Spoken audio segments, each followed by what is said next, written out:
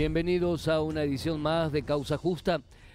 Vez pasada iniciamos una serie de notas, de entrevistas que tienen que ver con la emergencia ambiental que está sufriendo el Paraguay, que tiene su punto focal en lo que hace a los incendios forestales. Incendios forestales que tienen muchísimas causas y que tienen muchos orígenes. Uno de ellos tiene que ver también con el crimen ambiental que hoy día significa la tala indiscriminada de árboles ante la pasividad, ante la inacción o ante una floja actitud o incluso ante la complicidad o ante la falta de herramientas jurídicas o logísticas necesarias por parte de verdaderas estructuras criminales a quienes solamente les importa el dinero y obviamente no les importa nada lo que tiene que ver con la protección del medio ambiente. Hablábamos sobre la reserva forestal de Morombí, una de las reservas naturales privadas más grandes del subcontinente, que hoy día prácticamente está perdiendo día a día, mes a mes, semana a semana, hectáreas y hectáreas de bosque virgen, afectando a la fauna y flora autóctona de nuestro país. Algo tenemos que hacer que sea más intenso como medios de comunicación, como formadores de opinión, como ciudadanos de a pie que tienen la oportunidad de comunicarse a través de estas maravillas que son las redes sociales para exigir políticas de Estado serias que tengan que ver, por un lado, con la protección ambiental concreta, efectiva, real y no solamente para la foto, y también puntualmente con la exigencia del castigo para los responsables materiales, morales, financistas de estas estructuras criminales, porque sí, no se puede considerar a la constante tala indiscriminada, a la caza furtiva, al avance sobre las reservas forestales, sobre los bosques autóctonos, no se puede considerar a estas personas como simples delincuentes. Son verdaderos criminales y deben ser tratados de dicha manera, porque estamos en tiempo de descuento. La madre tierra nos está pasando factura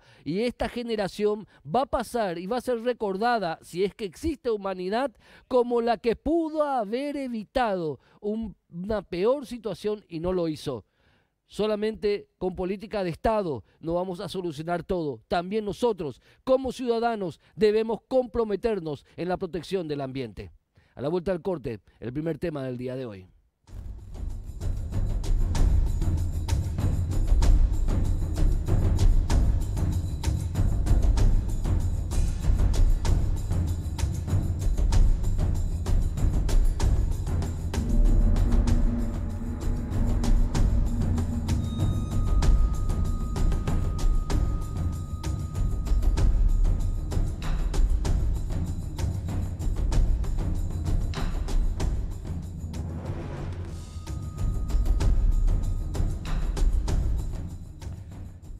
La noticia policial, política, la noticia policial, política más importante fue el atentado terrorista. Yo lo califico así, como un atentado terrorista de un grupo comando de criminales que logró liberar al considerado uno de los principales capos narcos paraguayos de los últimos tiempos.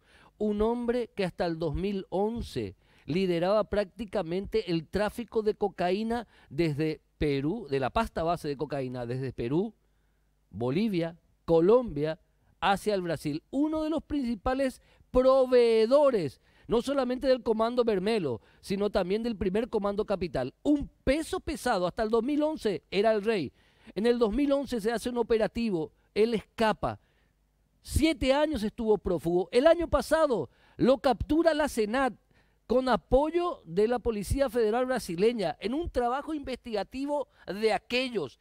Increíblemente efectivo fue ese trabajo. De meses lo logran capturar a este hombre.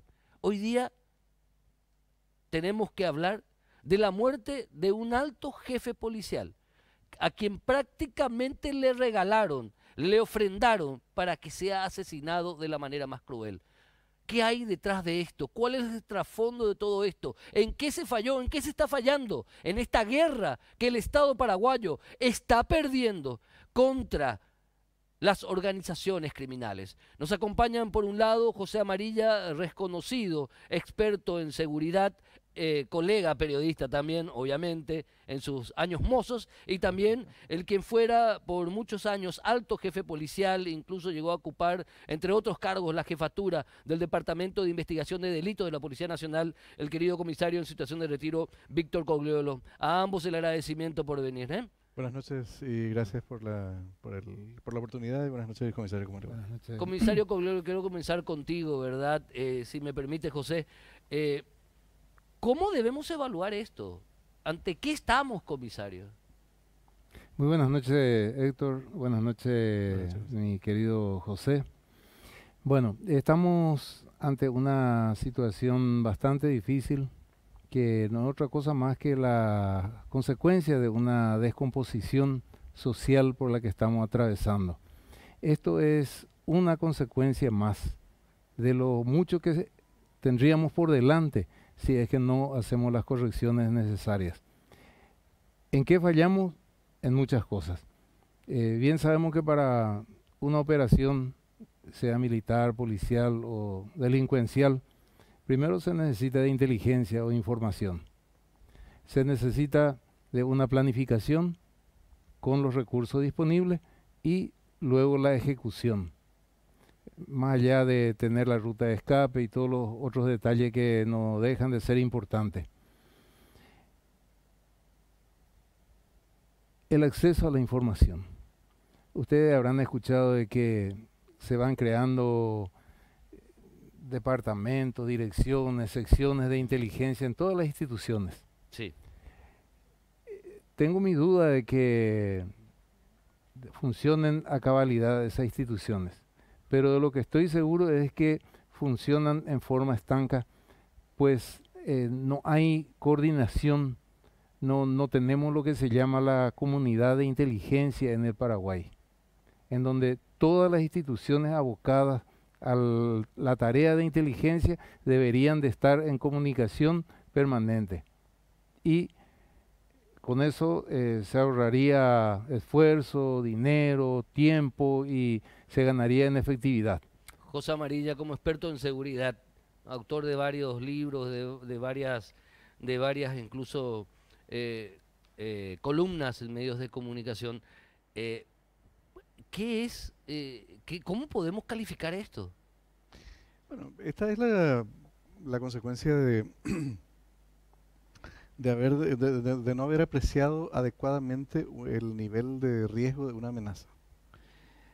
Durante muchos años, estas organizaciones, de una manera más primaria, operaron en la frontera seca con el Brasil. Son organizaciones que tienen su origen en Brasil, son un problema primariamente brasileño, y nosotros estamos sufriendo la consecuencia de no haber apreciado esta amenaza porque durante mucho tiempo se creyó que los narcos solamente se matan entre ellos, que los narcos solamente arreglan sus asuntos entre narcos. Como si fuera que tienen una especie de código. Creímos la película del Padrino, El Rey del Norte y todas esas cosas en donde se le pone al narco como una especie de Robin Hood. Exacto. O alguien ligeramente inofensivo. Sí. En los últimos años, los medios de comunicación, esto hay que decirlo, yo puedo decirlo sin ninguna, sin pelos en la lengua porque también soy originario de los medios de comunicación. Durante años los medios de comunicación le dieron un cierto ropaje dulce, sí, al narco, que el narco fulanito está de novio con la modelo fulanita, que aquel otro le damos el micrófono, o como dice el narco fulano o el narco mengano.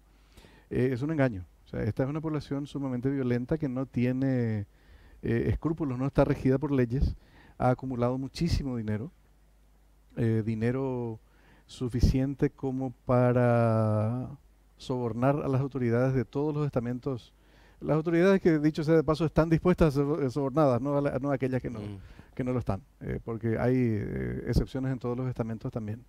han acumulado suficiente fortuna como para apostar al soborno de nuestros órganos republicanos más relevantes, y hoy día representan lo que son un riesgo para la continuidad del Estado.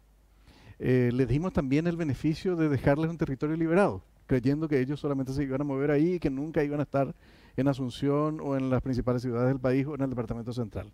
Sin embargo, estamos viendo que no es así. Estas fuerzas han escalado de una manera tal que hoy representan una amenaza de carácter nacional, y siguen arropadas por un discurso también, hay que decirlo, un discurso que no es muy sincero de parte de nuestros países vecinos, que nos miran con cara de que nosotros deberíamos sentirnos culpables o los únicos culpables. Paraguay tiene 25.000 efectivos policiales, tiene 12.000 militares. Solamente en la parte de la triple frontera el Brasil tiene un estimado de 150.000 ejecutores de la ley. Y sin embargo uno puede comprar marihuana paraguaya en Recife, a 5.700 kilómetros de distancia de acá. Eso ya no es culpa nuestra. Tienen 2 millones de policías a nivel territorial. Aquí hace falta un diseño de mecanismos muy sinceros de diálogo regional. Porque nosotros solos no vamos a extinguir el PCC, no vamos a acotar al Comando Vermelho, no vamos a atrapar a todas las redes de tráfico de personas que operan a través del territorio argentino, chileno, etcétera, con mujeres paraguayas, niños paraguayos, etcétera. Hay que tener una visión y suficiente coraje como para plantear los diálogos necesarios con los países vecinos. Perfecto. Internamente, sí, internamente tenemos que sacarnos de la cabeza que los narcos son las gallinas, los narcos presos son las gallinas de los huevos de oro, y las prisiones son nuestras cajas chicas para determinados niveles de operatividad política. Eso es grave lo que está diciendo. La colusión del funcionario público, el soborno al funcionario público que se vende no por chaucha y palito, al menos en la alta esfera, me imagino yo. Esto tiene que ver, comisario Coglio, más con un hecho absoluto de corrupción, o tiene que ver con una falla fundamental, elemental, en lo que hace a protocolos de trabajo, de seguridad. Bueno, esto tiene una gran profundidad. Para el análisis hay que ir al origen, ¿verdad? Esto se volvió una contracultura, el tema de la corrupción, porque un militar no se hizo solo, se extrajo de la sociedad. Un policía originariamente es de la sociedad. En síntesis, todos los estamentos están bajo sospecha en el Paraguay. Algunos saben guardar mejor sus basuritas bajo la alfombra y otros lo hacen público y aparecen como los más corruptos, ¿verdad? Pero no se puede negar de que la corrupción es uno de los factores por el cual la seguridad está zozobrando en el Paraguay. Nosotros necesitamos instituciones fuertes. Nosotros no tenemos que estar debilitando a las instituciones. Por ejemplo, a la policía se le quitó muchas de sus atribuciones en detrimento a la capacidad operativa. Entonces, esta es la policía que nuestra sociedad hizo. Una policía débil, una policía, en este caso puntual de esta liberación, no estamos hablando tal vez todavía de corrupción policial, estamos hablando de corrupción dentro de la estructura penitenciaria, e incluso se habla de estamentos más amplios, se habla, pero aún no hay, digamos, hay líneas investigativas, pero todavía no están confirmadas. Pero la policía que creamos nosotros es esta policía. Claro, es la policía de nuestra sociedad, oriundo de la sociedad. Y la sociedad se encargó de debilitar el brazo armado de la ley. Un ejemplo para entendernos. Un policía bien equipado está en condiciones de contener a 10 manifestantes, ¿verdad? Le quitamos su arma, le quitamos su autoridad y entonces tenemos que emplear un policía por un manifestante. Entonces lanzamos a la calle un policía débil. La sociedad necesita herramientas, o sea, sí. que le provea herramientas legales para sus intervenciones. Se escuchó mucho en estos días hablar de que la policía tiene miedo para actuar, que la policía es muy pasivo, que la policía no interviene, que la policía deja pasar por alto. Y no deja de ser cierto. Pero, ¿qué pasa? El policía que trabaja, que interviene, que actúa, es el policía que mañana va a tener problemas, ya sea para su ascenso, ya sea para su libertad, Alguna y hasta para su publicación en muerte. contra, Sí. alguna publicación Entonces, en contra, alguna tapa. ¿Quiénes llegan a la comandancia de la policía? Aquellos que tienen la foja de servicio limpio, ¿verdad? ¿Y qué hizo durante su trayectoria? Un policía que está en una oficina sin exponerse a los procedimientos de rutina no puede ser evaluado como aquel que está todo el día en la calle lidiando contra la delincuencia, enfrentándose a todos los problemas cotidianos de la sociedad. Sin embargo, nosotros le ponemos en la misma balanza a todos. Entonces, ¿quiénes llegan? Llegan los que no tuvieron necesidad de exponer su conducta, su libertad, su vida, ni nada.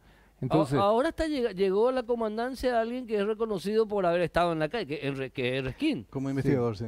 Como investigador. Sí. Resquín es tal vez uno de los policías investigadores más formados de este país, con Sí. respecto, ¿verdad?, a los otros profesionales. Porque la policía tiene grandísimas profesionales,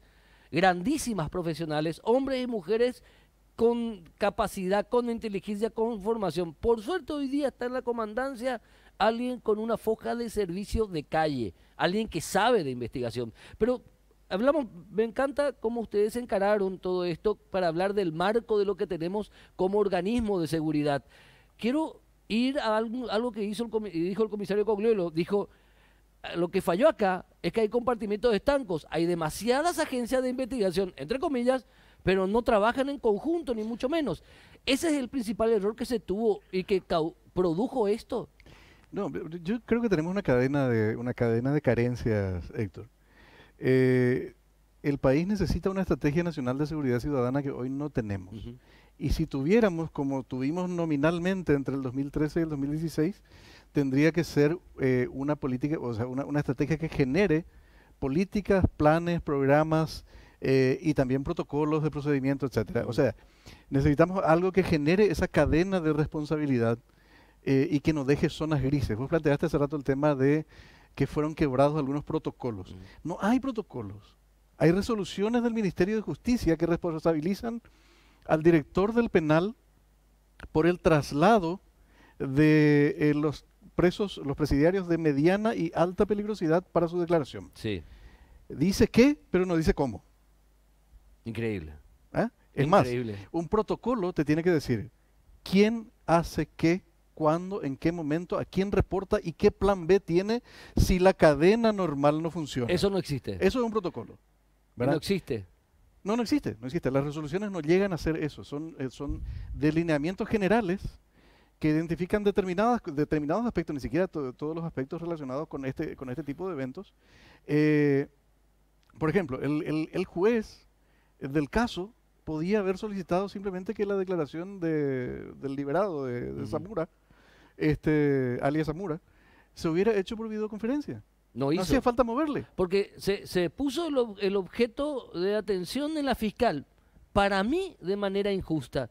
Para mí creo que es algo injusto el centro de atención negativo sobre el agente fiscal que hizo algo que es normal, que es suspensión por recarga de trabajo. Yo quiero también saber por qué el juez no resolvió justamente lo que decís, José. Tanto la Corte como el Ministerio Público deben explicar muchas cosas, ¿verdad? Pero yo creo que se está haciendo injusto con la agente fiscal del caso. Es mi humilde opinión.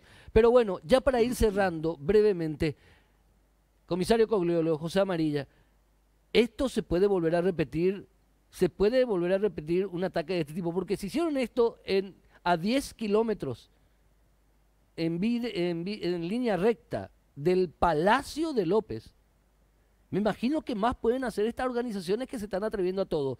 ¿Puede volver a ocurrir, José? ¿Puede volver a ocurrir, comisario? Sí, claro que puede volver a ocurrir.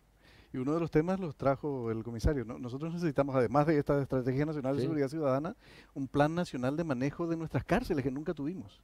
Una profesionalización de la carrera de los guardiacárceles y un plan nacional de compartición de información entre los organismos de inteligencia. José Amarilla. Todos funcionan como compartimientos estancos. Y ni comparten, tienen egoísmo, compiten entre ellos. José Amarilla, muchísimas gracias. A vos. Bueno, Comisario Coglero, finalmente, por favor, Sí. una última aseveración brevemente. yo no puedo negar de que no tenga que ocurrir, pero abrigo la esperanza de que con esta investigación que se está haciendo, porque a mí me parece que se está yendo por el camino correcto, Sí. se va a esclarecer este hecho. No sé si va a haber tiempo para darle por detenido a los autores materiales de este caso, pero sí se está llevando muy bien, la línea de Perfecto. investigación es perfecta. Ahora, 12 detenidos ya hay. sí, yo quiero agregar a esto de que la Policía Nacional necesita un poquito más de autonomía.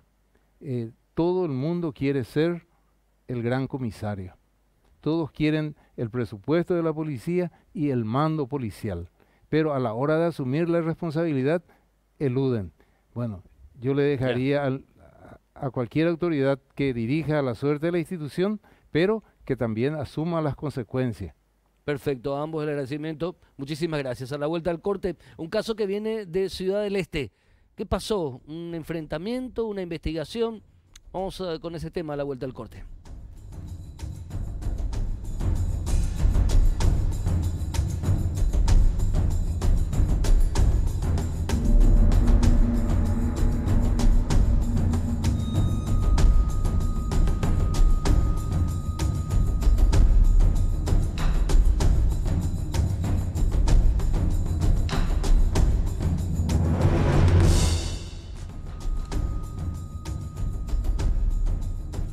El 18 de agosto pasado sucedía un hecho, en el transcurso de ese día, un enfrentamiento entre ciudadanos orientales en donde los principales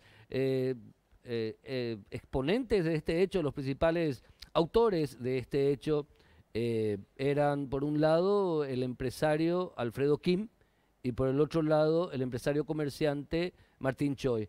Eso derivó en una investigación fiscal que estuvo unas 3 semanas sin fiscal, una serie de idas y venidas, de acusaciones, contraacusaciones, de revelaciones de datos. ¿Qué pasó en este tema? Porque la violencia que se vio en lo que ocurrió, en la golpiza que sufre una de las personas involucradas, es terrible y fue motivo de noticia nacional. Nos acompaña justamente quien es el abogado de quien resulta, según las imágenes, víctima de una golpiza por parte de varias personas, del señor Martín Choi, que es el doctor Rafael Blanco. Gracias por estar con nosotros, doctor, bienvenido. Muchas gracias a ti, Héctor, y saludo a tu amable audiencia. Representás al ciudadano oriental Martín Choi. Asimismo, soy uno de los abogados del equipo jurídico que estamos defendiendo hoy en día al señor Martín Choi, que debería ser diferente. Deberíamos estar nosotros siendo asesorados y respaldados por el Ministerio Público, que no es así. ¿Qué pasó? Resulta ser que el 18 de agosto, como tú mismo lo has referido, en una iglesia evangélica surge un evento de agresiones a la cual el señor Martín Choi procura recurrir nuevamente al lugar para defender porque estaban componentes de sus familias en ese momento agredidos por la familia de este señor Alfredo Kim y todas sus componentes que están compuestas por 12 a 20 personas aproximadamente. De hecho, que al intentar entrar y salvar a su señora y suegra, en las agresiones que estaban siendo objeto dentro de la iglesia, este ciudadano es atajado por la turba compuesta por el señor Alfredo Kim, su hermano Alex Kim, Richard Kim, su sobrino, y otros componentes de su familia que están individualizados con nombres coreanos, lógicamente, y es agredido brutalmente en todas sus partes sensibles. Tal es así que le afectaron en sus áreas de la cara, en su área de vista, con una ruptura o fractura de órbita ocular, que tuvo que merecer una operación que hasta hoy día está con pérdida de la visibilidad. Y así también casi dieron y atentaron contra su vida porque tuvo hematomas en la cabeza. Pero hoy en día el Ministerio Público lo tiene a él como imputado por supuesta violación de producción de riesgos comunes. Contenía la ley 4036, la ley de armas, y que supuestamente estaba portando armas. Situación que es totalmente diferente al escenario real. ¿Cuál es el escenario que ustedes plantean como el real? Porque en las imágenes hay dos hechos concretos. El primer hecho concreto, que el señor Martín Choi está en el suelo y es agredido por 12 o 13 personas, todos orientales, y ese es un hecho, agredido muy fuerte, intensa, son varias imágenes al respecto, videos. Pero hay después otra imagen, otro hecho resaltante de ese evento, que alguien tiene un arma 9 milímetros en la mano. ¿De quién era esa arma? Supuestamente es un arma, pero no es así, es un celular que estaba él teniendo en su mano y se maneja un escenario diferente para generar un ambiente distinto de lo que es el hecho real, que es la tentativa de homicidio y la lesión grave contra Martín Choi. Es eso lo que hoy en día ellos quieren demostrar con sus hechos, ya que quieren arguir, subjetivamente hablando, legítima defensa, cosa que no es así, ya que él estuvo afectado. Las imágenes del circuito de seguridad denotan y demuestran de que él fue agredido violenta y agresivamente. Esa inseguridad por una turba de orientales no se justifica. ¿Quién inició todo entonces? No se sabe. El inicio es de los hoy querellados, de la familia Kim. Están querellados, recurriendo nosotros a la fiscalía justamente con una querella adhesiva formal ya ante ellos. Solicitamos la unificación de las causas y planteamos siempre que se impute y se lo detenga por el hecho punible de tentativa de homicidio y lesión grave. Pero hoy día, ¿cuál es la carátula de la causa? Hoy en día se agarra y se abren dos causas. La fiscalía, en primer lugar, imputa a nuestro representado, quien fue víctima de estos hechos graves, por producción de riesgos comunes, que supuestamente estaba teniendo un arma de manera ilegal, cosa que no es así. ¿El arma existe o no existe? Existe un arma, inclusive el arma no estaba en uso en ese momento, pero también existen documentos de tenencia, uso y porte de arma. ¿Pero el arma la tenía el señor Choi en su mano al momento de este evento? No tenía en su mano, él la tenía siempre guardado en la parte de la espalda, como por la cintura, porque él tiene la aportación de arma permitida por la Policía Nacional, conforme a los documentos. Porque la contraparte dice que él extrajo esa arma y que por eso lo redujeron de tal manera. Totalmente falso, Héctor, porque ahí lo que ocurrió es que un guardia de seguridad, al ellos ya totalmente domarlo, vamos a decirlo así, a la víctima, tenerlo en el piso, lo desnuda, le saca su pantalón y busca el arma para sacar y disparar, probablemente atentar contra su vida. Es grave esa acusación, ese extremo que está señalando es grave. ¿Cómo lo sustentás, doctor? Por los circuitos de seguridad que demuestran esa situación, y vamos a solicitar la desgrabación de esas filmaciones. Me decías que la causa se dividió en dos. Por un lado, producción de riesgos comunes por utilización irregular de un arma de fuego. Y supuestamente, está la imputación, y por el otro lado está otra causa en donde el señor Choi está como querellante, como víctima. ¿En esa causa avanzó? ¿Tiene fiscal? ¿Se ha procedido a algún tipo de acción procesal? Sí, a la fecha estamos contando con un fiscal que es el doctor Juan Manuel Ledesma, de la Unidad 9. Sí. Justamente estábamos recurriendo a él porque nosotros presentamos formal querella ya y habíamos solicitado para que se dé trámite a esa imputación. Hasta el momento solamente se dio trámite en un día anterior, se dio solamente la imputación por producción de riesgos comunes. ¿Por parte del mismo fiscal? Por parte del mismo fiscal. Y ahora plantea diligencias para acumular evidencias para ver si es que amerita o no una imputación. ¿Ante qué estamos? ¿Es un caso común? ¿No es un caso común? ¿Qué cuestiones hay? Porque me parece, bueno, si son dos causas, en una ya hay imputación porque se está avanzando la investigación, en otra causa faltan elementos, no sabemos si está avanzando en la misma velocidad, es lo que yo concluyo de lo que vos estás señalando. Pero, ¿ustedes qué ven en esto? Y vemos un procedimiento irregular, porque no se puede agarrar y abrir dos causas sobre un mismo hecho. Evidentemente, se tienen que unir todo el escenario fáctico y de ahí formar un solo evento. ¿Por qué? Porque cita un principio del objeto de la acción que habla de que cuando hay un hecho punible de mayor gravedad es la que se debe tener atención y posteriormente analizar las otras circunstancias. Acá, ¿cuál es el hecho de mayor gravedad? ¿No el arma? El hecho de mayor gravedad es la afección que tiene hoy en día nuestro cliente, el señor Martín Choi. ¿Sigue hospitalizado? Él está con tratamiento domiciliar, pero con atención médica justamente para precautelar infecciones intrahospitalarias. Pero a la vez no está recuperando la vista, tiene dolores de cabeza intensos, por todo por todos los hematomas que ha sufrido. ¿Qué hay en el trasfondo de esto? Porque esto se inicia, según ustedes están exponiendo, porque la familia Kim ataca a la madre y a la esposa, digo bien, del señor Choi, dentro de un templo evangélico de la comunidad coreana ahí en Ciudad del Este. ¿Por qué el ataque contra esas dos mujeres por parte de hombres, según lo que ustedes dicen? Empieza justamente por una agresión inexplicable de parte de la gente de la familia Kim, que eran la señora, que se enfrentan con la suegra del señor Martín Choi. La suegra y la suegra y la esposa. La esposa Elena, del señor Elena Choi. Yan, del señor Choi, Sí. donde vienen y la agreden entre todos. Supuestamente el motivo es una cuestión familiar con relación a unas peleas internas, ¿verdad? Y ¿Son eso- familias? No, una relación de familias aparte, de familia, probablemente que están afectados componentes de familias de ambos círculos. O sea, hay una relación de parentesco de alguna manera política, vamos a decir. No existe relación familiar Sí. entre ellos, sino que solamente que como que siempre están en una comunidad muy cerrada en Alto Paraná Sí. y siempre conviven y comparten los mismos lugares, existen enfrentamientos de repente entre ambos bandos, vamos a decir. Ujú. ¿Ustedes qué están solicitando a partir de ahora? Nosotros entonces? estamos suplicando prácticamente ya el requerimiento de la imputación. Tenemos una querella ya formal presentada.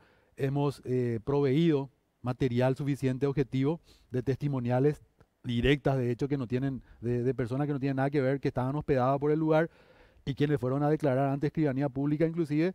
También se llevaron los circuitos de seguridad y todo que demuestran la situación de que la víctima principal del hecho es nuestro cliente, Martín Choi. Pero para ustedes no va por ese lado. Para el Ministerio Público, evidentemente va por otro lado. Y es lo que nosotros estamos procurando reencauzar el proceso para que ellos agarren y tomen la línea y hagan justicia realmente. Y termine la inseguridad, tal cual como se mencionó en el anterior bloque, que impera ya un total desequilibrio en ese sentido, porque no existe una respuesta de parte del Ministerio Público propiamente dicho. Doctor Rafael Blanco, abogado del señor Martín Choi, muchísimas gracias. Muchas gracias a ti, Héctor, y muy amable. Obviamente el mismo espacio, los mismos minutos para con los abogados o representantes de la familia Kim, que es la otra parte de esta historia que nos llega de Ciudad del Este, en un evento que fue masivo porque hay muchos videos de una extrema violencia. Ojalá realmente que la verdad salga a flote y se aplique lo que nosotros siempre decimos acá en Causa Justa, la ley de manera igual para todos, sin ningún tipo de diferenciación. A la vuelta del corte con la diputada Katia González.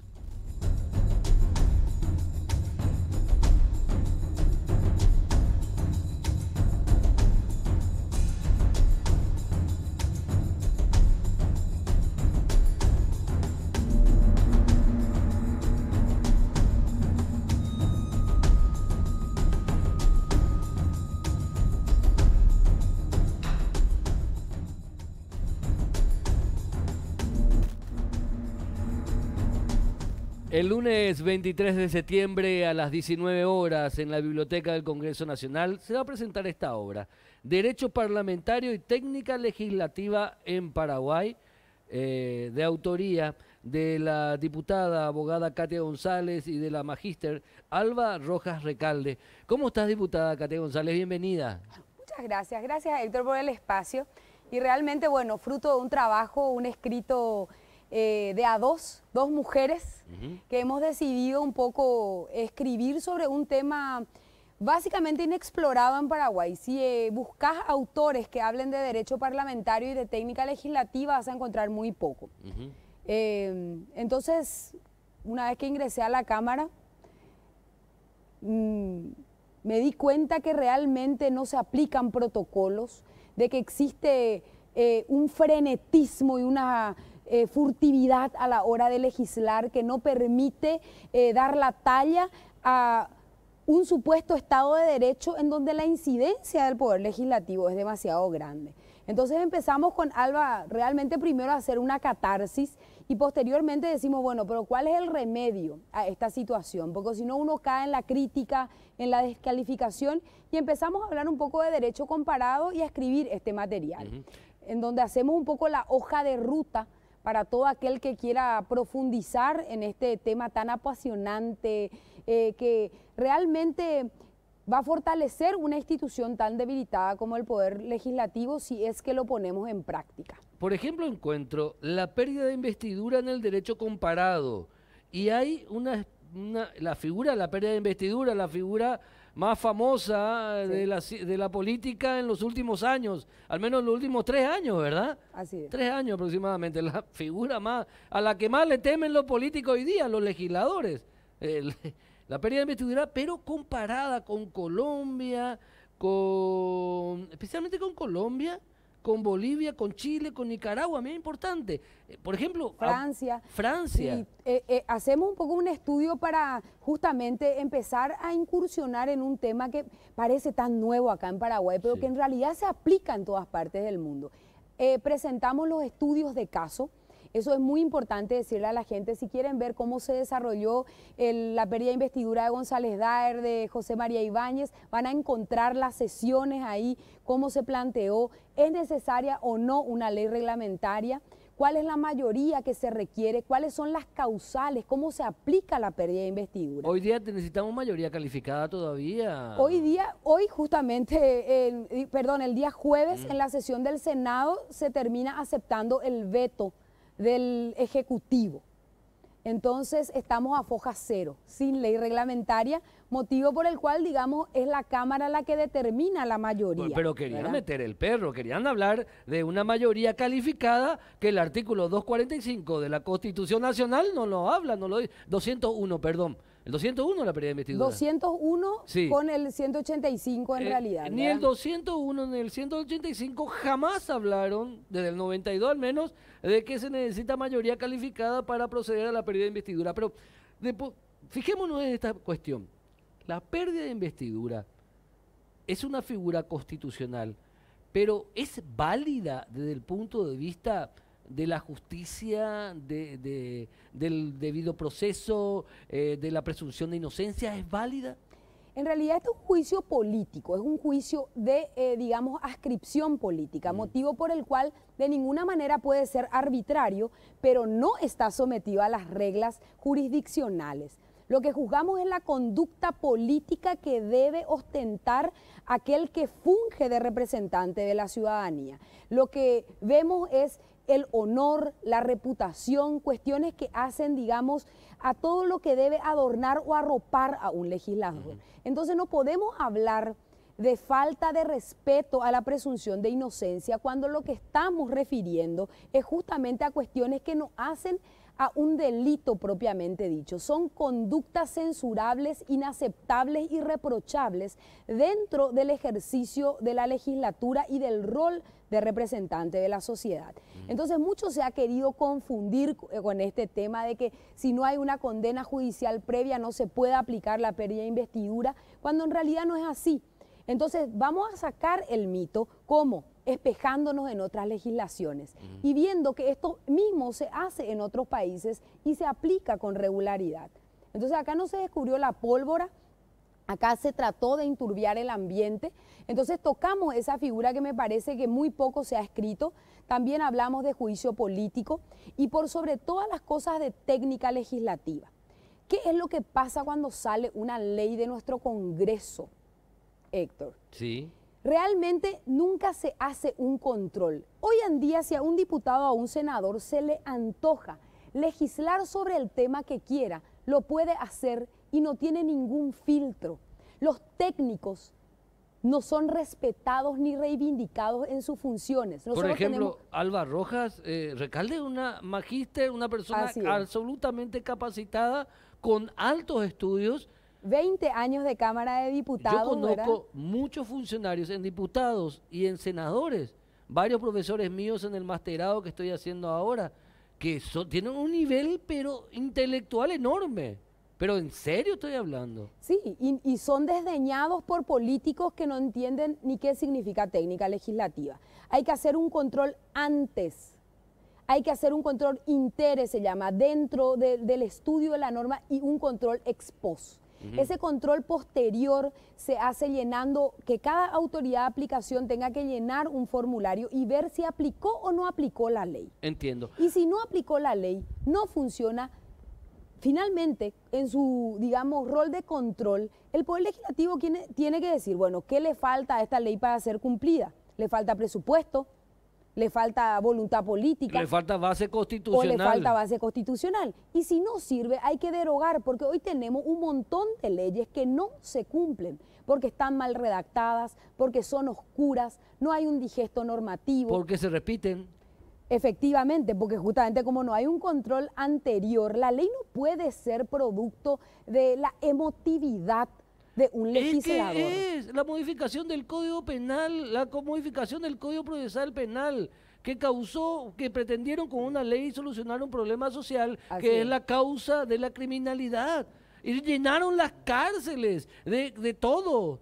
Convirtieron las cárceles en estos últimos 5 años en mayores universidades del crimen. Cárceles que hoy están a punto de explotar, ya están explotando luego. Es que habla entonces eso de una irresponsabilidad tremenda legislativa, que el Poder Legislativo le sigue vendiendo humo a la ciudadanía y a los medios de comunicación. Y a veces los medios de comunicación estamos muy contentos de comprar ese humo porque es afín a lo que nosotros planteamos como medio de comunicación, pero al final de cuentas se crean leyes, como vos decís, diputada, inaplicables. Totalmente. Entonces, buscando un poco institucionalizar la desinstitucionalización de este país, ¿verdad? Buscando dar un aporte académico. Porque cuando entré en la Cámara, Héctor, sinceramente, es tierra de nadie, donde las comisiones no son respetadas, en donde el político hace lo que quiere y nosotros no podemos estar soportando un Estado de Derecho con tal debilidad interna en el funcionamiento de algo tan importante como es reglar la conducta de toda la ciudadanía paraguaya, donde todos son responsables de todo, nadie es responsable de nada. Y eso pasa hoy en el Poder Legislativo. Entonces, una reacción académica, una transformación mucho más lenta, implica realmente que estos protocolos que estamos sugiriendo y que son aplicados en Francia, que son aplicados en países con legislaciones serias, se apliquen definitivamente en Paraguay y se baje de su arazamata a aquel legislador que cree que puede por ley declarar el día del cocido. Impresionante es. Entonces no podemos nosotros seguir manejándonos con este nivel de improvisación, con este nivel, digamos, de tomadura de pelo en donde el papel resista todo. Solamente se debe legislar cuando es absolutamente necesario y si no existe otra herramienta que está cumpliendo idéntico rol. Así mismo. Tenemos que plantearnos esas preguntas y no estar sobrecargando nuestro sistema legislativo con un montón de leyes que después uno ni no sabe, hoy estamos hiper legislados estamos. Es el país de las leyes que no se cumplen Y entonces tenemos carencia de interpretación porque uno no aplica el protocolo, porque otro no sabía luego que era ley, porque otro no entendía que estaba derogado. ¿Por qué? Porque no se hace un trabajo legislativo serio. Deróganse todas las leyes contrarias a esta disposición. Eso está mal. Tiene que especificar Eso cuál es es. haraganería legislativa. Nosotros tenemos que decirle y estamos obligados a decirle al ciudadano en un país en donde no está presumido alegar la ignorancia de la ley, qué leyes están vigentes y qué leyes han caído, digamos, en desuso. Perfecto. Interesantísimo. Lo que me sorprende es que había sido que el Paraguay no tiene un digesto legislativo. No hay digesto legislativo. Entonces, bueno, estamos demasiado contentas, Héctor, porque creo que esto hemos parido, digamos, algo que puede llegar a ayudar no solamente al Poder Legislativo, sino a las gobernaciones, a las municipalidades, al Poder Ejecutivo. El prólogo lo hizo la politóloga e historiadora Milda Rivarola, ¿verdad? Un prólogo bellísimo al que agradecemos mucho y lo va a presentar el doctor Hugo Estigarribia el día lunes 23 de septiembre a las 19 horas. Aunque sea por gusto, hay que conocer la biblioteca del Congreso porque es preciosa, es preciosa, sí. Algo bueno que se hace, está bien, Así hay que destacar. Diputada Katia González, muchísimas gracias señora y están todos invitados el próximo día lunes 23 de septiembre a las 19 horas en la Biblioteca del Congreso Nacional. La obra Derecho Parlamentario y Técnica Legislativa en Paraguay. Muchísimas gracias a usted, diputada Katia González, y también a ustedes por haber acompañado una edición más de Causa Justa. Nos volvemos a ver el próximo domingo. Que tengan una excelente semana. Chao.